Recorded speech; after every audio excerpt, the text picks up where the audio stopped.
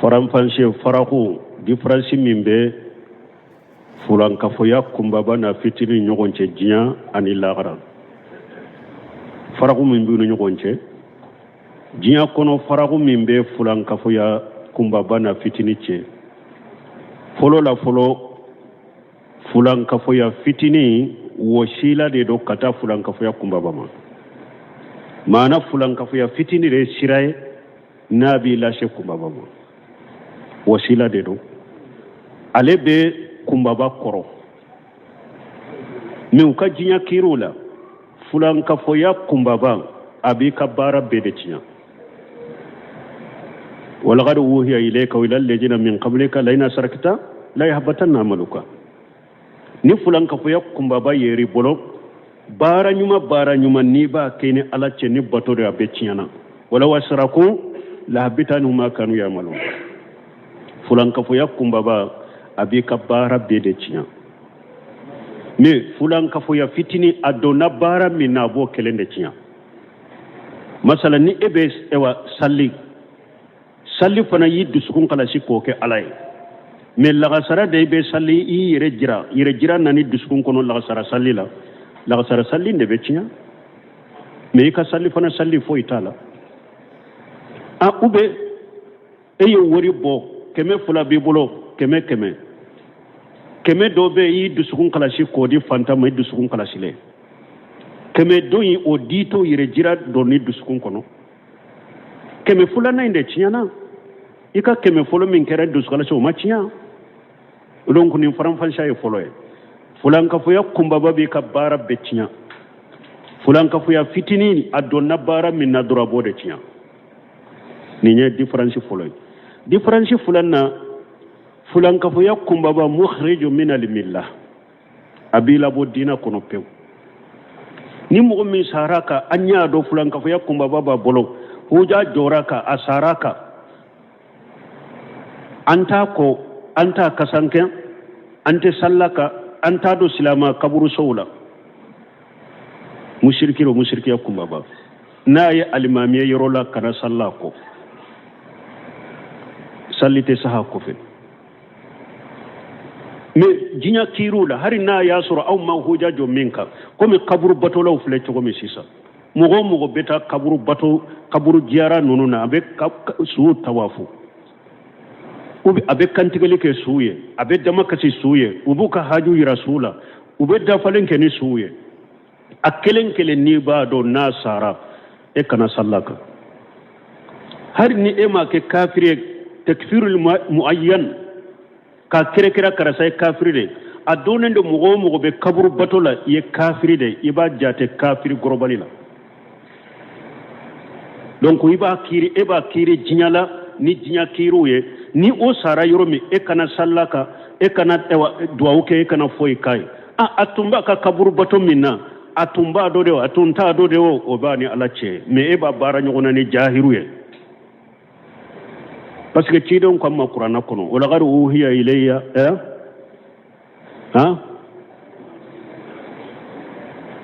aya laban kan bɛ yɔrɔ min na liunzirakum bihi wa man balaga liunzirakum bihi wa man balaga ala ko ala cidenw ko ala ye kuranna ci ale ma komi pour a ka mɔgɔw bagabaga n'a ye ni kuranna sera mɔgɔ min ma mɔgɔ ma bon dɔnnikɛbaw ko mɔgɔ o mɔgɔ ni e bɛ duguw de kɔnɔ waajibiw bɛ kɛ kuranna bɛ tawsiri b'a mɛn ciden ka hadisaw bɛ tawsiri b'a mɛn e bɛ kaburu bato min na huja t'e bolo walaqad uhiya ilayya hadha al-Qur'an liunzirakum bihi wa man balaga ala ko nin ko ciden ko nin kuranna cira ne ma pour kaw bagabaga ne ani kuranna sera mɔgɔ ma donc mɔgɔ n'a bɛ kaburu bato kɛ sisan e ye huja jɔ min kan e ma huja jɔ min kan n'a donna ni kaburu bato in de ye ni o sara e kana kasanka e kana sallaka e kana duwawu ka a bɔlen do diinɛ kɔnɔ n'a y'a sɔrɔ huja jɔra kan kafiri do diɲɛ kafiri do lagara bɛ dume jahanaba kɔnɔ n'a y'a sɔrɔ huja ma jɔ a kan diɲɛ ka baaraw la anw b'a baara ɲɔgɔnya ni jahiru ye a ka kow to a dusukun kɔnɔ b'a ni ala cɛ lagara donc nin ye fulankafoya a difference fulanna fule fulankafoya kumbaba bi labo dina kono pew mais fulankafoya fitini ati labo dina kono fulankafo fitini ti labo dina kono ni mo min sara fulankafoya fitini de ba bolo silama de do amba ko amba kasanke ambe salla kambe do kay amba sudo silama kaburu sawdela na be yoromi almami woreti bolo salli be saha kofe na ka muso min ba bolo muso imbe to se ka to abe se ka to bolo ja ko te ko aka ka furusa silama fasiki de do me fulan ka fuya kumba basa batira cecela ja ko furusa ka bo bolo fulan ka fuya kumba basa batira muso la a furusa kanamara ni islamai me fulan ka fuya fitini ama bo silamiya kono silama fasiki do nunu famura duna jinya kiru yenno ne bo la gara ka kiru la faran fansiya min be fulan ka fuya kumba bana fitini ce yomali khiyama do nini fulan ka fuya kumba ba shera alamata ya faye ata ya faye inna allaha la yaghfiru an yushraka bihi wa yaghfiru ma dunaka lima duna zalika liman yasha bo yala min fulaninya inna allaha la yaghfiru an yushraka bihi yala bi fulan ka fuya kumba bada ni afitini bede tawa nini kumba ba shera alama lagara ta yafima ni fitini shera alama ta yafima ube kumba ba be yafa lagara kumba ba ta yafa lagara fitini be yafa kuma fula bala shaykhul silabun tamiya min kenaya fulan ka foya koni nina shera lagara akumba ba fitini ala ta yafima akumba ba fitini ala ta yafima aya yin koso inna allaha la yaghfiru an yushraka nekira dero ako arabu kanna nekira dero ala ko ne ala ta yafa de ni mo min ni fulan ka fuya sera ne ala man ne ta yafa nekira da ma fulan ka fuya bo fulan ka fuya la ko ola fulan ka fuya kumba baw fulan ka fuya fitini ni na sera allah garama doni ka baw ka kuma sahale ala ta yafa aha difference ma yen ni yoro la kuma sahale na aha difference be yoro mi sisa fulan ka foya kumba bana fitini ce lagara kumba ba ni dona jahannaba kono ite bo kumba ba ni dona jahannaba kono ite bo me fulan ka foya fitini ni dona jahannaba kono no de ni alama ya fima ayido jahannaba kono ni ka junubu hakke janna ka boy lay be bo ibe laba kata arjanna donc ni faram fansha de antum hakili panani yoro de la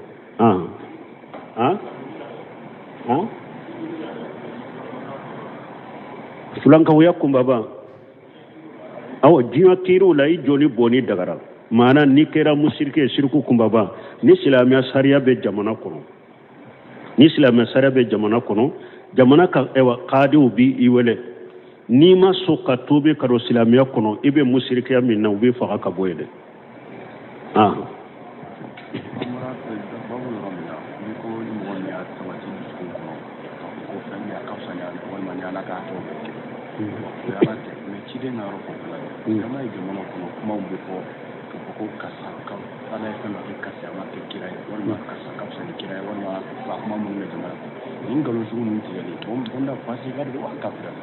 bo ko an ko ni mo min ye dan fem bonya yi dusukun kono ko mi ala bonya le mbi dusukun kono chogo mi ko bi kafiriya de me yala mo min fana ko karasa kausa ci de nye ube ala ye min ke karasa ama nyuguna ke ci de nyobe chogo de Cheikh Sal Fawzani nyinin karan ni nyuguna ako mo min ben ni fo iye kafiri de nimbi kafiriya de parce que ni nyeciden nalili de ni nyeciden dogoyali de kuma ni mo min ba korodo abi kafiriya de ka fo ewa mo werebe hadama dawna ko kausa cidenye ube karasani ciden be kelenye ube ala ye min kaya make cidenye nin kuma ya be mo kafiriya de ki labo silamiya kono parce que ye ciden nani de ka ciden dogoya de ciden fana kan nani baga nya foya ide ke kafiri da bi kafira de be bolo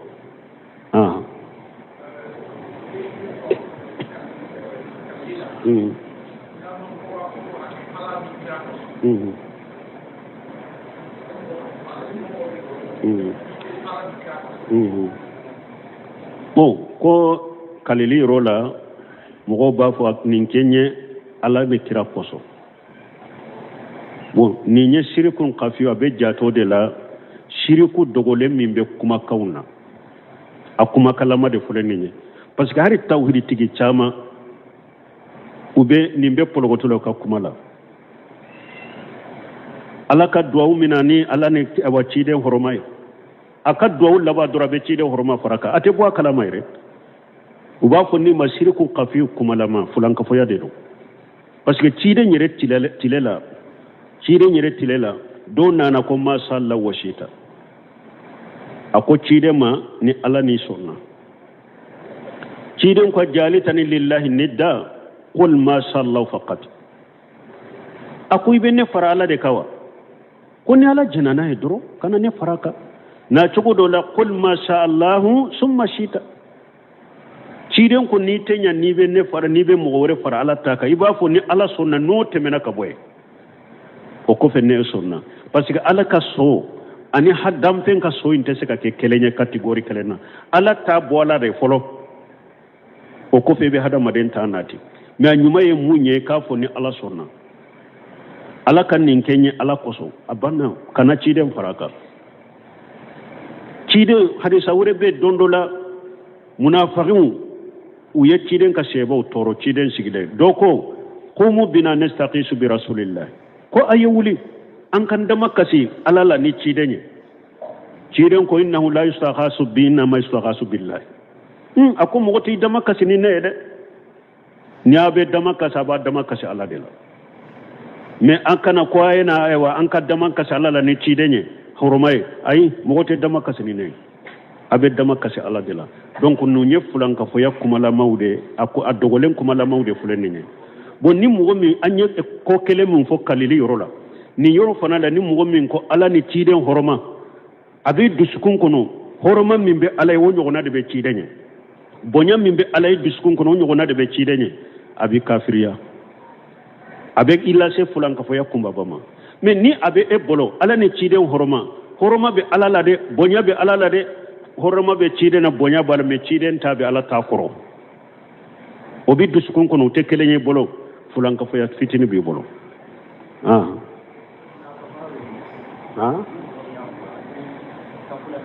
ibe astaghfirullah fo ni mo mi nyafo ibe astaghfirullah fo obe be la ilaha illallah ibo fo parce que mushrikun tumamu nu dana delila nu be kalidro be kalinilla tay wo haru donno silamiya kono do kalito doro dabe pologota be kalinilla tay ci don ko mane ahalafa billahi falyaqulu la ilaha illallah akon ni mo min da filela ikalna lillahi ikafu la ilaha illallah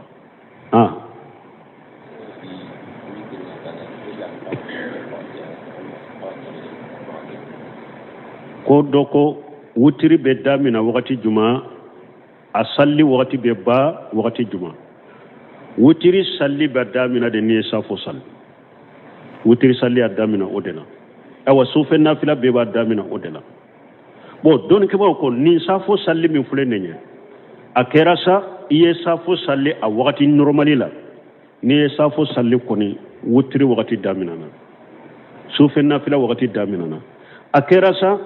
iye safo salli ka fara futuri de ka futuri wakati ni safo salli radro wutiri wakati damina na sufe nafila fana wakati damina na akera sa ye safo salli ka fara futuri de ka futuri wakati o safo koni salli radro sufe nafila damina na wakati damina na wutiri wakati damina na akera sa ye safo makono ya salla ka wakati de ni darurate safo wakati de safo salli wutiri salli damina na sufe salli damina na nyin fo ka fara kamuna parce que be jamana ewa fiqhu ewa munu nye fiqhu kalan uma doni chamani famu chamante uba fo ko jamu do ko ni jamu kera mo kana nafila misiri kono ko be ka boli ka bo ko ni safo wati sera kauto misiri kono do ko jamu tiana de laten ni na qur'ana de latala sunna ni hada made jamu kera de ni darurande be ni takana sage kagele mo makana misiri kono jamu kera ode kama donc ni jamu kera yoro mi doro adagari ki ka wotiri salle ni safu ko ni sallira wotiri daminana sufe nafila wakati daminana akera saya jamu akera saya salla wakati dera ni jamu kera yoro mi safo araka safo ndella ka foye naye jamu ka futunu safo fra nyogonka naye salamu bila illa da ye ka futiri ko arakan fula min salli o salli folo o ko fe safu arakan fula iko salli o ko fe nibi kasafu ni wotiri salli misiri kuna salli katika so wakati daminana abudon ko bawati dabba damina nindela wotiri wakati be ba ni fajiru sadigu mana ni fajiri kene cinyalama no cira salatu bo wakati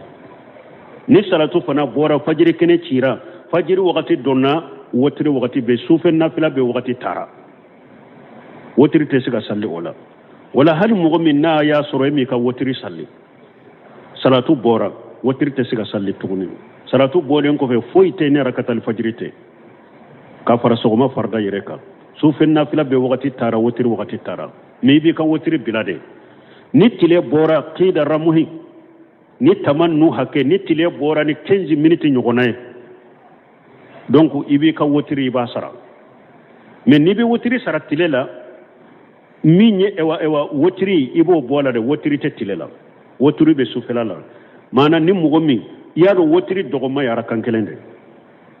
ni eddelela la suwo so be yara kankelende salli mugo man kadda wala de mais wotiri dogoma ye ode ni ebo sara tilela ibe yara kan fula de salli ni mugo min de la arkan sabade la suso de ka wotiri ni ba sara tilela ibe nani de salli ni de la duru de la ni ba sara tilela ibe woro de salli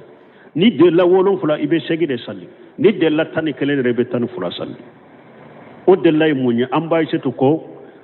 suwosu ko ciden tumbe arkan talin kene da ka kanna fila aka wotire comme ni sugula ko do nana masumi na maseka salli sufela la ko aba salli telefela la arkan tan fula wotiri te tilela ibe wotiri mbola de donc ibe arkan tan fula ibo de salli donc wotiri wakati bata ni safo sallira de aka wakati beba ni salatu bora ni fajiri kene cira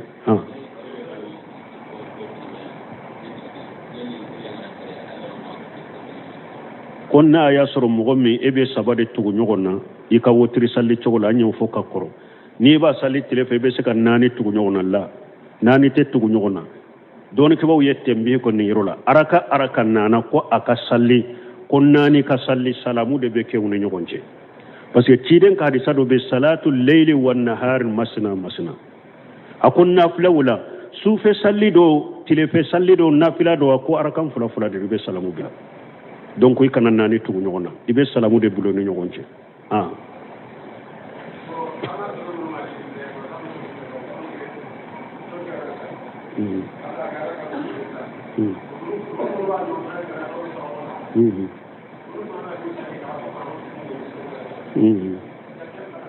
bon ko don ni futuru salira fo kata safo ko be nafila ke droha fo kata safo hakke kala ko be chogodi bon futuru ko be aratibu min dirama o ye fulade mais don ke bawo ko ni mugo min ko ibe salli fo kata safo basiti kan ni be misiri kono basiti kai ka salli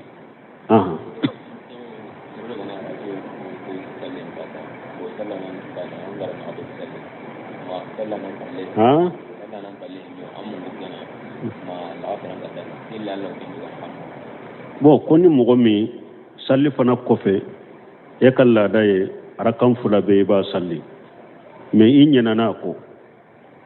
o yala la sara kofe be se ka sarawa abe se ka sara minni arawati bu nunu don ke ka kuma salen da iba sara ma e wa futri tafu yesisa ni ma se ka salli jamu koso iba salli safo kofe donc salli fana kofe fula ni nyina na ko la sara kofe be se ka salli ci de nyere sallallahu alaihi wasallam dondola la sara kofe ummu salamata ya be salli ummu salamata ko ka do musonuma akota ci de nyinen ka ni ya sura be salli la ikana kuma fonna tilala na tilale ba nyinen ka ko ale ko la sara kofe sallite ale dumbe salli sisa ciden tilala ya nyinen ka ciden ko ako salli fana ko fembe ber fula min salli mode salli nyode sara mais difference kelen banne ciden to yorola ube sara mais ciden dumera ataka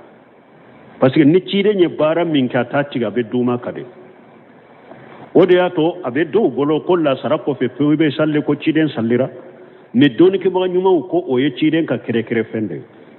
aye salli fana kofera kan fula de salli la sara kofe ni ciden ye bara min fana damina tabila be kontina kare sinya kele bo ciden kan la sara kofera kan fula ko nana ni cogo de la wala ni sababu la an ni ciden ye kelen ye yoro misisa ha salli fana kofe fula ni nyina na ko la sara kofe be se ka sara me ka fon fana ka duma kan la sara kofe ngara kan fula salli ina te kere nyo yoro la ah ah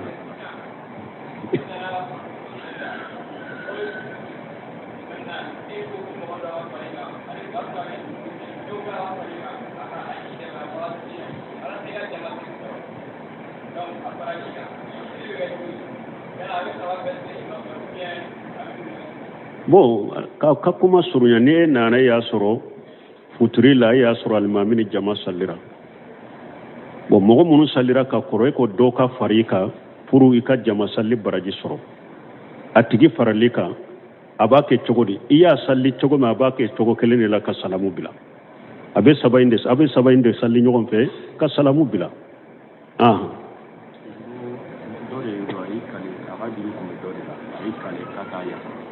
wana na nake fatura ka to kuma yi ko yana na canta ba wa yadda yi sara ko wale kalili mu ko be ko mu ayi kale to aka duru kuma dole ki ma sara wa ayi kale ka ta ya fa ba fatura ko o ti ya fa ka canta ba wa yadda yi sara ko yana ko canta ba ko ju sare wale ka kalili ko bo ko dole do ka juru de tumbala ko juru min juru bala ni ma ka juru sara ko kalela ko ta yafa bo ko me min kalela ko ta yafa fatulen ko fen nya ka juru sara ko min nimbe o ka kalili boyeba donc ambe min fo doro min nin juru de tumba alela aye juru yin sara aka cieta bagawla juru binna ka bo aleka me min ka kalili na ka fento o ka koni bani ala de ciani lagara mais tellement que nin koni aka na folo sara ayada ka ce tabagaw ma juruin ko ni binna ka bode kanna ah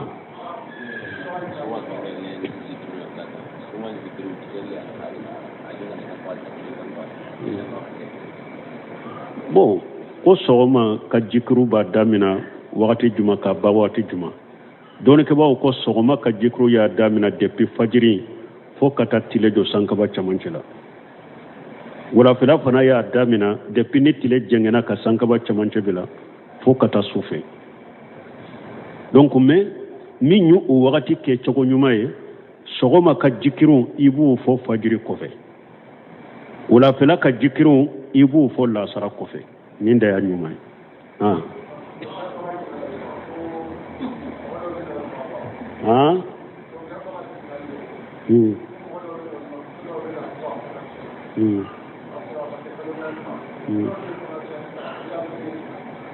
bon ko dogotoro do ka ɲinin kare do ko muso do bena olu ma k'u ka kɔnɔ tiɲa k'a sɔrɔ a ma se kalo 4 bon kɔnɔ kɔni ni lawaji kɔni sabatira denso kɔnɔ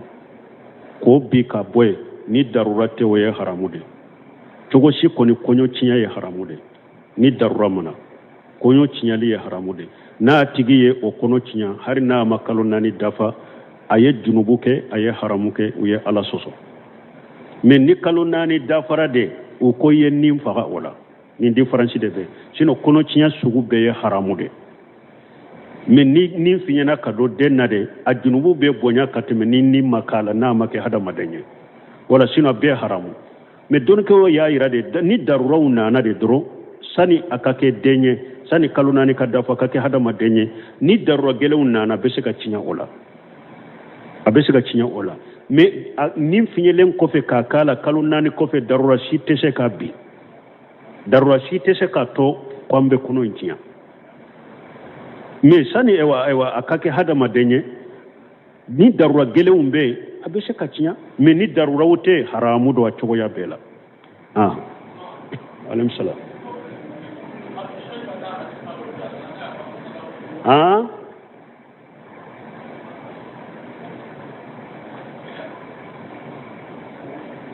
alaykum salam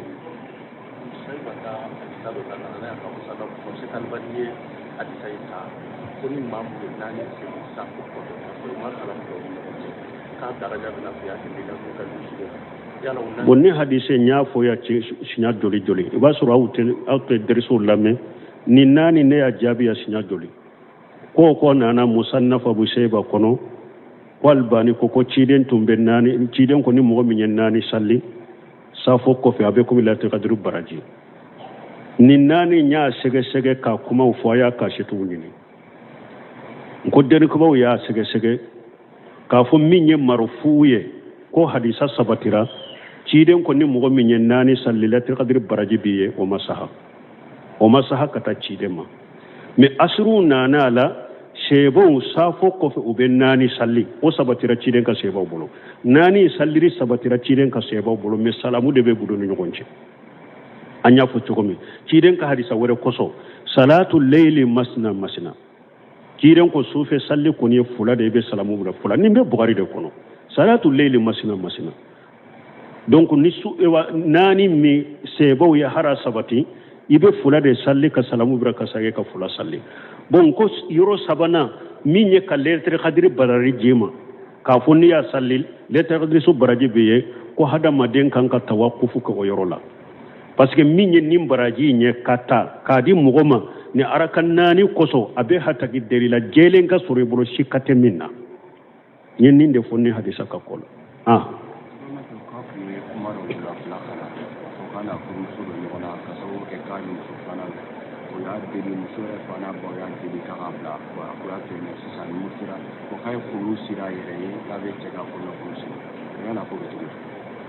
bon min ye furu kone ka ɲagambi ye ni furu ni kɛlɛ de b'a la ɲɔgɔn sama de b'a la u ka kabila mɔgɔw de bɛ jɔn nin na ko parce que ko ale ka muso ko a ye muso wɛrɛ fara kan ko muso ma sɔn ko fɛn tɛ fara ale kan ko kɔfɛ ye muso de la sɔnna ko mɛ sisan a y'a ɲini ko ale bɛ bɔ a bɛ cɛ ka nafolo sagama ni cɛ ka kabila mɔgɔw ani muso ka kabila mɔgɔw mɔgɔ ɲuman minnu bɛ olu de bɛ sigi nin na n'u ye dɔɔnikɛbaga minnu wele k'u da don a la n'u y'a ba cogo min subhanakallahumma rabbana bihamdika ashhadu an la ilaha illa anta astaghfiruka wa atubu ilayk faranfanse farako différence min bɛ fulankafoya kunbaba na fitini ɲɔgɔn cɛ diɲɛ ani lahara farako min b'u ni ɲɔgɔn cɛ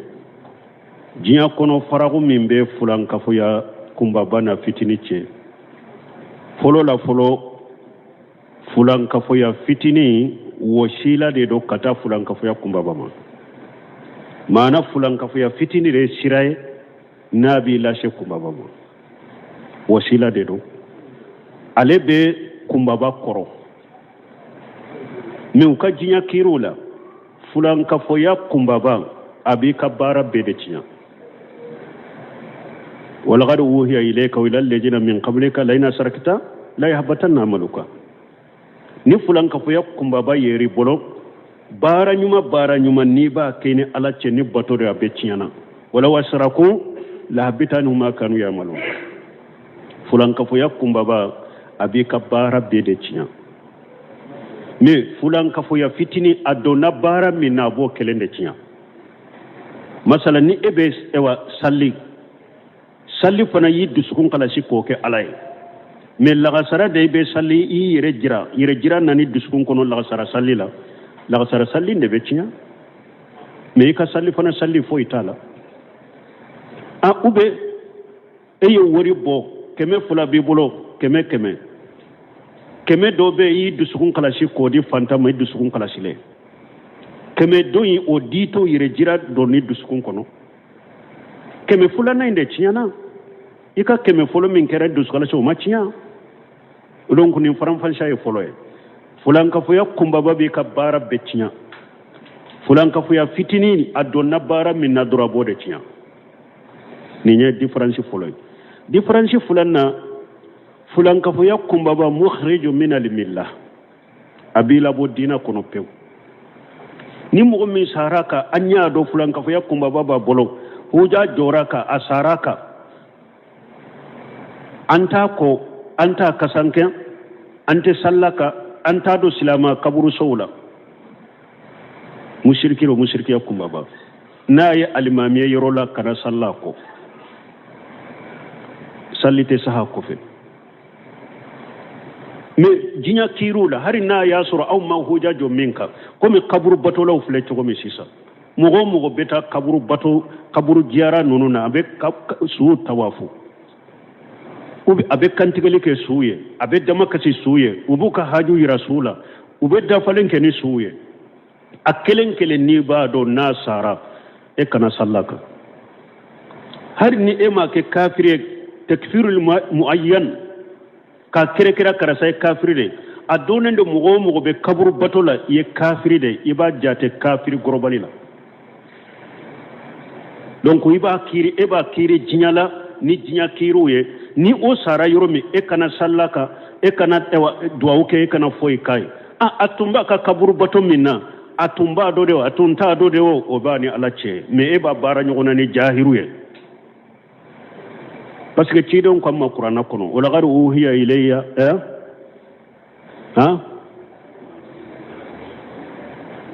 aya labam kambe yoro min li unzirakum bihi man balagha li unzirakum bihi man balagha ala ci don ko lay Qur'an ci alema comme pour aka mugo baga na ya ni Qur'an sera mugo ma bo don ke ba ko mugo ni be dugude kono wajulu beke Qur'ana be tawsiri bame ciden ka hadisaw be tawjiri bame ebe kaboro bato minna huja tebolo wala qad uhiya ilayya hajal qur'an liunjirakum bihi wa man balagha ala kunnin ko ciden ko nin Qur'ana ciranne ma purun kaw baga ani Qur'ana sera mugo ma donc mugo na be kaburu bato ke sisa e huja jo minka e ma huja jo minka na donna ni kaburu bato inde ni o sara e kana kasanka e kana sallaka e kana duwauka abolendo dina kono na ya soro huja joraka kafiri do jinya kafiri do lagara be dume jahannaba kono na ma ya soro huja ma juwaka jinya ka bara wala awumba bara nyogonya ni jahiru ye aka ko to adusu kono bani ala lagara donc ni nyefulan kafuya a difference fulana fule fulanka foya kumba babi labo dina kono pew mais fulanka foya fitini ati labo dina kono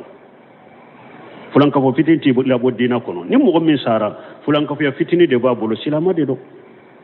amba kasanke ambe sallaka ambe do kay amba sudo silama kaburu sawdela na be yoromi almami woreti bolo salli be saha kofe na ka musommi ba bolo muso imbe to se ka to abe se ka to bolo ja ko ate ko aka furusa silama fasiki de do me fulan ka foya kumba basa batira chechela ja ko ay furusa ka bo bolo